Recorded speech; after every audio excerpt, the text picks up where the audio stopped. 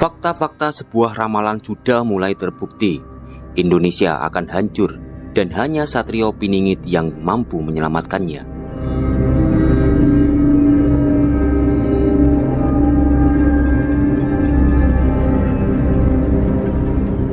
Konon, seorang raja di abad 12 menulis ramalan yang melampaui zaman. Ia meramalkan mobil dan kereta juga kemerosotan moral masyarakat modern. Ialah Prabu Joyoboyo. Benarkah dia Nostradamusnya Indonesia? Dan bagaimana cara kita mengenali Satrio Piningit atau sang terpilih bila ia muncul sebentar lagi?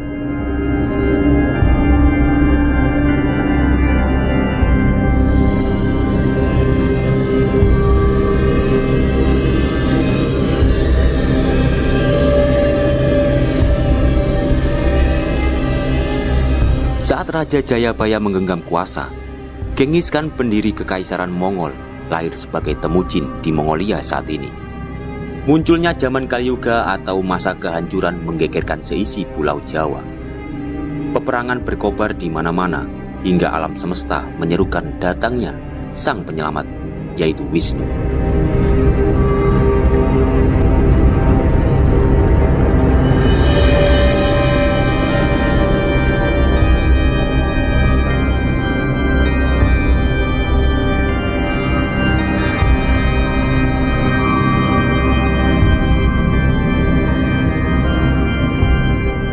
Kekacauan ini digambarkan oleh Kakawin Hariwangsa yang ditulis di Jawa pada abad 12. Sepertinya, di akhir pemerintahan Raja ketiga Panjalu, yakni Sri Bameswara, terjadi banyak pemberontakan akibat perebutan tahta. Ditambah serangan dari kerajaan Jenggala, musuh bebuyutan mereka. Di situasi inilah Raja Jayabaya tampil layaknya Wisnu yang memberantas kejahatan dan mengembalikan Jawa pada stabilitas.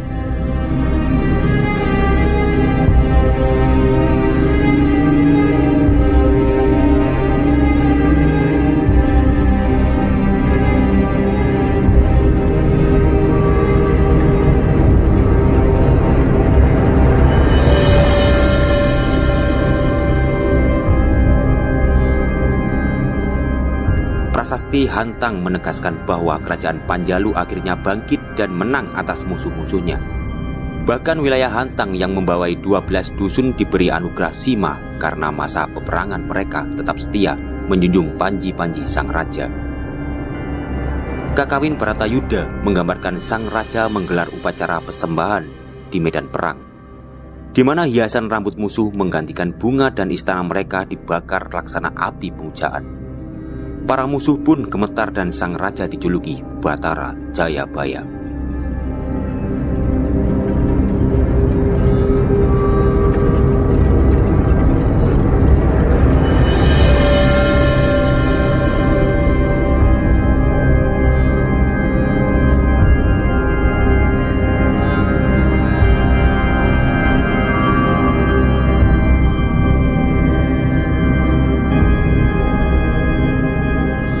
Raja Jayabaya adalah Raja Panjalu alias Kediri yang masyhur meski hanya meninggalkan 3 prasasti, yaitu Prasasti Hantang, Prasasti Talan, dan Prasasti Jebun.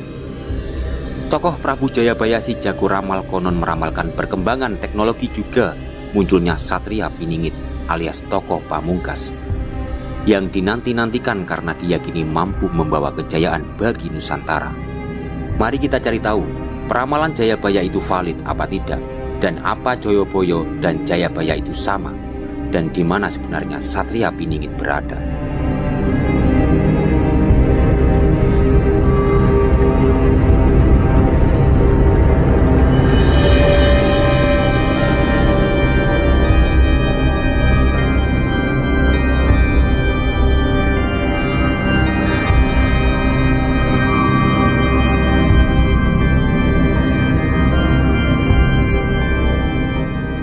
Di internet banyak yang membahas tentang Raja Jayabaya, namun dicampur aduk dengan berbagai mitos dan legenda. Padahal dalam penyusun sejarah sangat penting metode kritik sumber kita terapkan. Kalau dilihat dari peringkat sumber ini, mitos dan legenda juga sastra dari zaman kemudian masuk dalam geng sumber sekunder. Sumber ini lemah, bahkan harus kita tolak. Untungnya Raja Jayabaya didukung sumber primer berupa prasasti dan karya tulis sejaman. Tapi Raja Jayabaya bukan Prabu Jayabaya si jago ramal.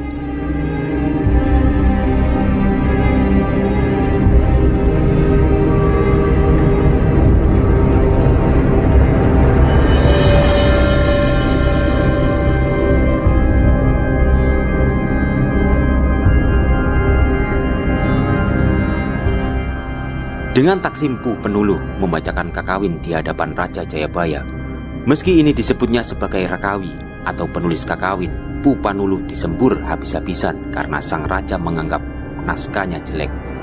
Kejadian yang tertuang dalam kakawin Hariwangsa ini menyiratkan sesuatu Raja Jayabaya yang sangat kritis mengenai sastra.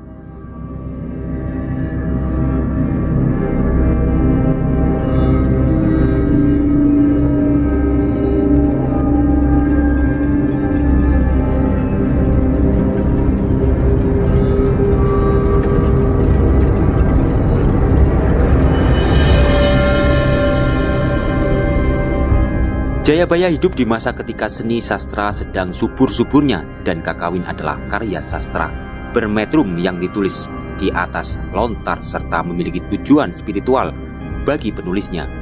Di masa itu, hidup dua rakawi masyhur yakni Mpu Sedah dan Pu Panuluh yang menulis kakawin Hariwangsa dan kakawin Bharatayuddha. Dari dua kakawin ini, kita tahu Raja Jayabaya adalah pembimbing para rakawi, bahkan Pu Panuluh mengaku dididik langsung oleh sang raja.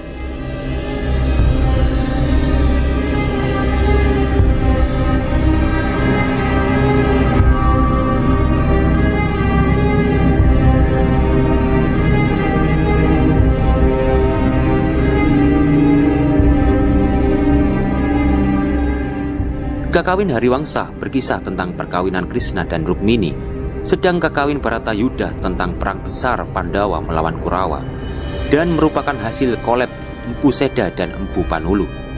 Paruh awal naskah ini dikarang Mpu Sedah sesuai order sang raja, namun belakangan Mpu Sedah dipecat jadi ganti oleh Mpu Panuluh. Mpu Panuluh sendiri mengaku gaya penulisan Mpu Sedah sangat indah. Sayang sekali, keindahan itu di akhir kepahitan. Kata kepahitan inilah yang memicu dugaan sejarawan tentang adanya skandal. Konon, ketika memeriksa naskah, sang raja menemukan gambaran istri. Tokoh saya sangat mirip dengan permaisurinya. Alhasil Mpu Sedah dituduh mata keranjang dan dihukum mati.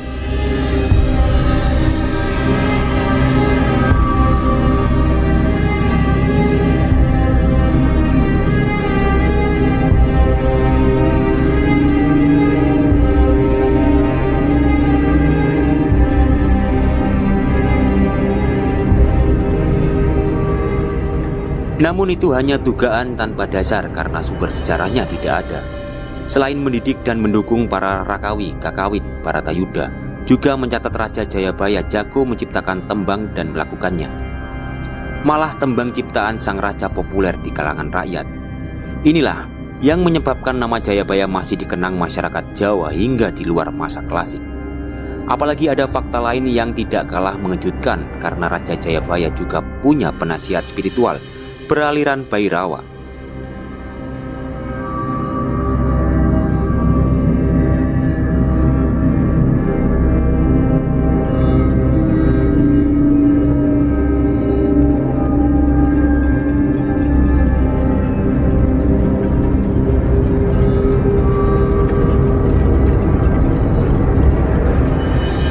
Saat Jawa diambang kehancuran, Dewa Wisnu memutuskan turun ke dunia menjadi Raja Jayabaya. Ia diiringi Resi Agastya, yakni manifestasi Dewa Siwa sebagai guru semesta. Demikianlah yang ditulis Mpu Panuluh tentang Raja Jayabaya dalam kakawin Hariwangsa. Ini menyiratkan Raja Jayabaya memiliki purohita atau penasihat spiritual di istana.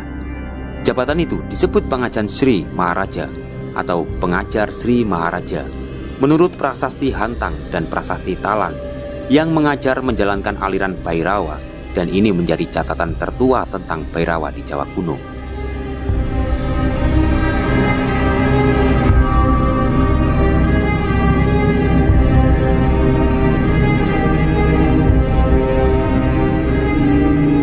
Kemungkinan Raja Jayabaya adalah Waisnawa atau pemuja Dewa Wisnu seperti leluhurnya, Raja Airlangga. Buktinya, ia dipuji sebagai titisan Wisnu oleh para Rakawi. Gelarnya juga menyandang Madhusuda Danawatara. Menurut kitab Padma Purana, Madhusudana adalah gelar Dewa Wisnu. Begitu kuatnya toleransi di Kediri kuno. Raja Airlangga memuja Wisnu tapi gurunya Empu Barada menganut Buddha Mahayana. Raja Jayabaya yang juga Wisnawa malah didampingi guru penganut Siwa Bhairawa. Dan selain toleran pada aliran Bhairawa, Raja Jayabaya juga pemersatu Jenggolo Panjalu yang berakhir tragis.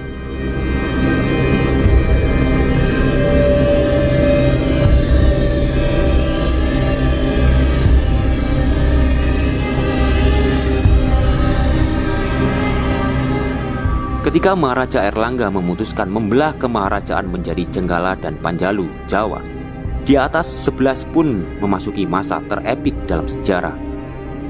Peperangan berkecamuk silih berganti selama lebih dari 1 abad karena dua kerajaan ini berebut hegemoni atas Jawa. Awalnya Jenggala berkibar sementara Raja pertama Panjalu Sri Samarawijaya hanya mampu berkuasa 9 tahun dengan akhir yang gak jelas, kemungkinan tewas dalam peperangan.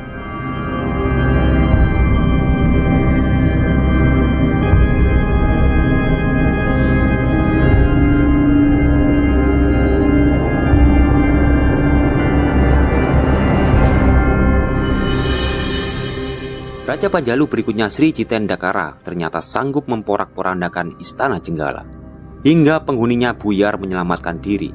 Ia memerintah cukup lama, sekitar 61 tahun, bahkan lebih lama dari Hayam Wuruk yang hanya berkuasa 39 tahun di Majapahit. Lalu, pada 1112 Masehi, menyeruak nama Sri Bameswara sebagai Raja Panjalu. Sebagai pendahulu akhir hidup sang raja masih misterius dan mungkin tragis, apalagi prasasti Padelegan 1 yang terbit pada 1117 Masehi masih bercerita tentang perang.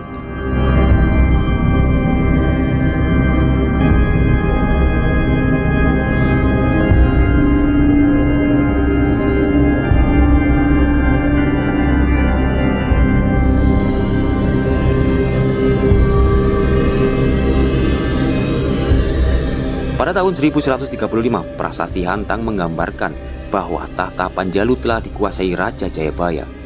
Dalam prasasti ini, ada semboyan yang sangat terkenal, Panjalu Jayati, yang berarti Panjalu menang. Semboyan ini bahkan masih diingat zaman Singasari Majapahit dengan istilah Panjalu Wisaya yang artinya kurang lebih sama. Dari sini, Jarawan menduga Jayabaya sang Raja Panjalu berhasil mengalahkan Jenggala, juga menyatukan dua kerajaan ini. Yang pasti Jayabaya mampu membawa stabilitas bagi Jawa hingga memungkinkan kesastraan berkembang. Ini mirip dengan Raja Airlangga yang berhasil mengembalikan kedamaian di tanah Jawa usai dihantam Mahapralaya. Namun yang membedakan adalah akhir kekuasaannya. Berakhirnya pemerintahan Airlangga tercatat jelas dalam prasasti Gandakuti dan prasasti Sumangka. Namun ujung kekuasaan Jayabaya masih misteri. Diduga terjadi pemberontakan yang menyebabkan kerajaan ini mangkat.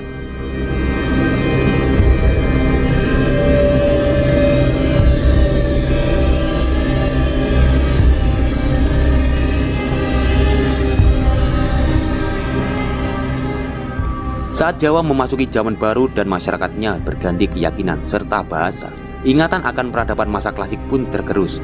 Namun nama Jayabaya tidak hilang ditelan perubahan. Tommy Press dalam Sumi Oriental mencatat rakyat Jawa di awal abad 16 masih mengingat nama Jayabaya.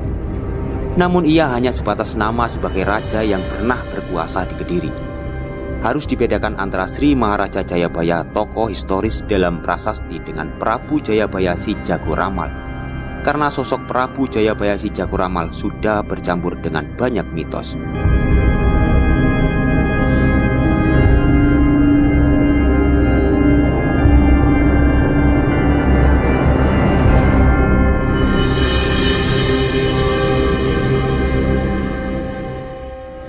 Prabu Jayabaya adalah sosok hasil kreasi para pujangga Jawa Baru dalam kisah naskah babat mereka.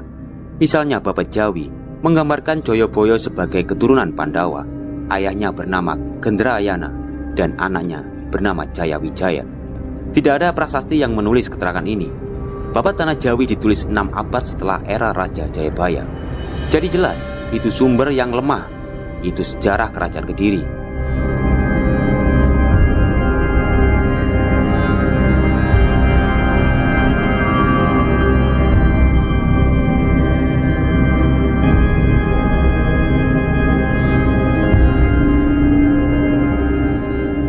Babat lain yang menjadi tangan Jayabaya adalah Babat Kadiri, agak lain dengan Babat Tanah Jawi. Di sini Jayabaya bukanlah keturunan siapa-siapa. Ia Betara Wisnu yang menjelma menjadi manusia. Anaknya bernama Ratu Pengedongan, negaranya bernama Daha, dan keratonnya disebut Memenang. Artinya selalu menang siapapun lawannya. Mungkin karena prasasti Jawa kuno saat itu belum diterjemahkan Belanda, Babat ini tidak mengenal nama Panjalu.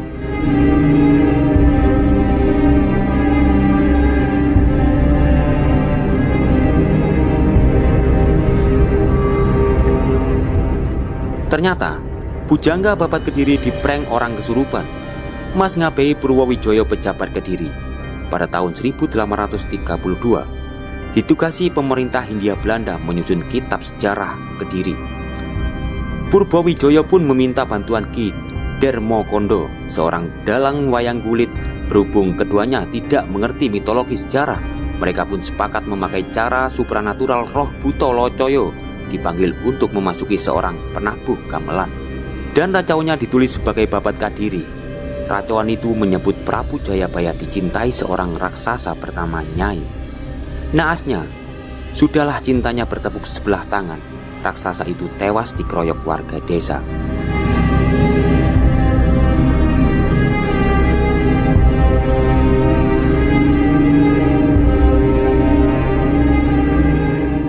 Prabu Jayabaya pun iba dan meminta sebuah monumen dibangun untuk mengenang raksasa itu. Konon itulah kisah di balik pembuatan arca totok kerot.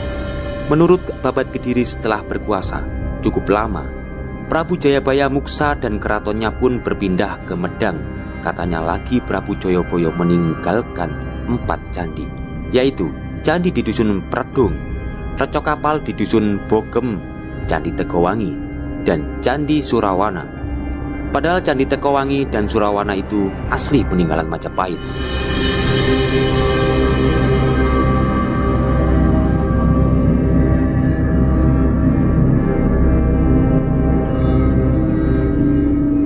Kini, kita bisa membedakan antara Maharaja Jayabaya yang historis dengan Prabu Jayabaya yang ahistoris atau tidak sesuai catatan sejarah. Tanpa magnifikan bahwa sosok Prabu Jayabaya sangat lengket di benak masyarakat karena ramalan-ramalannya yang dikenal dengan Jongko Joyoboyo, kitab ramalan terhebat Nostradamus, lewat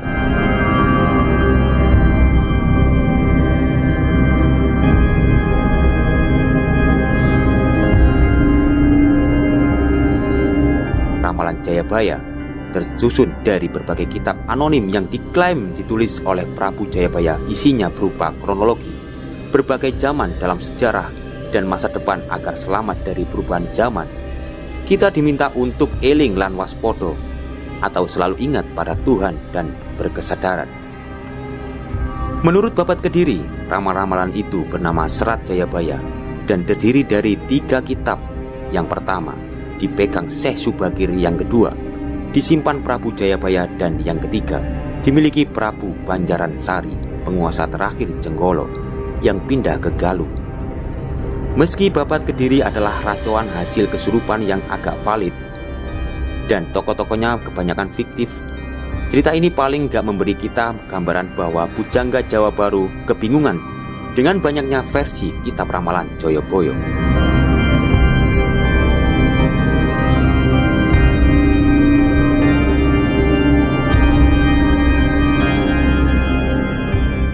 Menurut legenda, kitab ramalan Joyoboyo tertua disusun Empu Salukat dan dilanjutkan Sunan Giri kedua.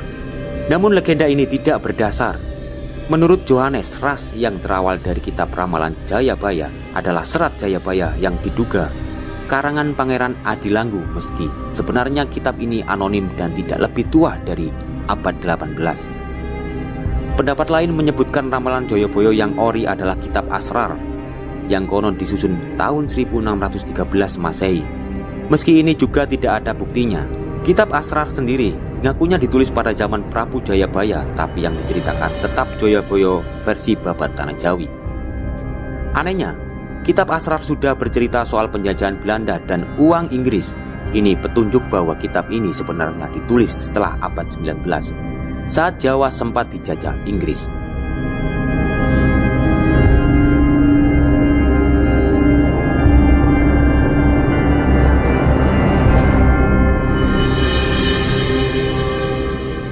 Belakangan muncul serat Jongko Jayabaya yang bahkan berisi ramalan zaman edan modernitas. Sebagian besar ramalan Joyoboyo berisi tentang akademis masyarakat modern, tanpa mengurangi rasa hormat bagi mereka yang meyakininya. Diduga itu semua bukan ramalan sungguhan, melainkan rekaman zaman dari kemerosotan moral yang terjadi pada masa kolonial, antara abad 19 hingga abad 20. Kita perlu paham di masa kolonial ada banyak faksi kekuatan yang bermain, mulai dari priai, agamawan hingga kaum kolonialis. Dan di tengah perang kepentingan itu, rakyatlah menjadi korban. Mereka terhisap asetnya, kemerdekaannya, hingga mentalnya.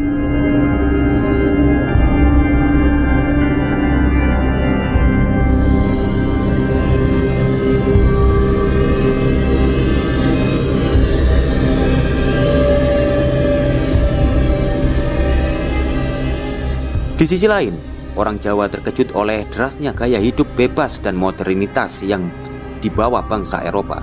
Ada mobil, rel kereta api, hubungan sejenis candu, dan lain sebagainya. Ini semua membuat pujangga prihatin, hingga lahirlah kritis sosial yang dibungkus dalam ramalan-ramalan Jayabaya. Meskipun ia sendiri tidak begitu tahu tentang Raja Jayabaya, dan sekedar mencomot apa yang dibakukan Babat Tanah Jawi tentang Jayabaya.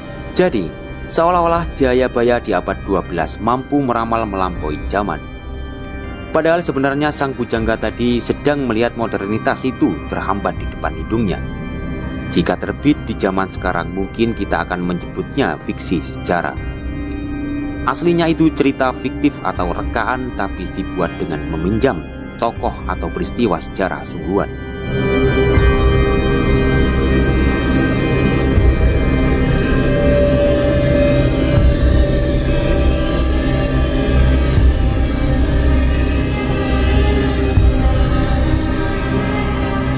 Dalam hal ini, Raja Jayabaya dimodif menjadi Prabu Jayabaya si jago ramal.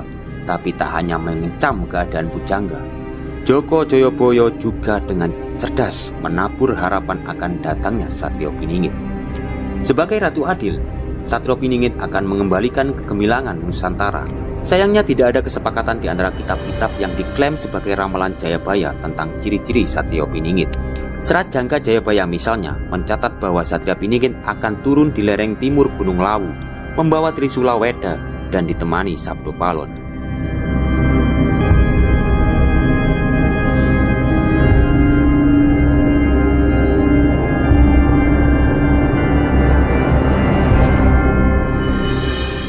Trisula Weda menyeratkan kebangkitan kepercayaan lama. Kitab ini sejaman dengan Serat Dermo Gandul, yang juga mengangkat Sabdo Palon, tokoh yang mengkritik para penyebar Islam. Sebaliknya, kitab Asrar yang tidak jauh dari masa penulisan, Serat Jongko Joyoboyo, justru mengunggul-unggulkan bahasa Arab.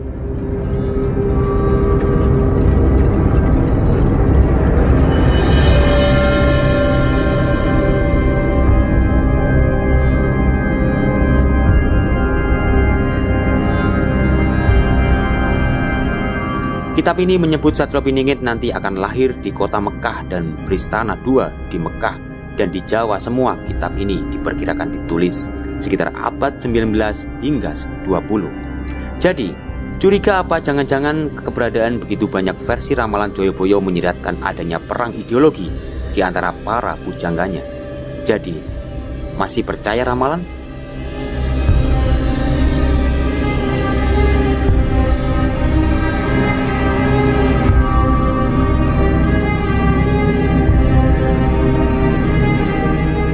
Terlepas dari valid tidaknya ramalan Joyoboyo, kepercayaan akan Satrio Piningit sesungguhnya beredar di kesadaran masyarakat Jawa.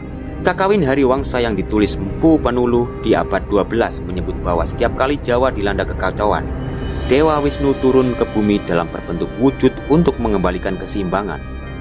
Diduga inilah dasar dari keyakinan akan adanya Satrio Piningit dan Ratu Adil yang lestari dalam pertunjukan wayang, hingga ujung-ujungnya digunakan para pujangga Jangka Jayabaya. Mungkin karena hendak memberi harapan bagi masyarakat Jawa yang pada masa kolonial hancur oleh perubahan zaman.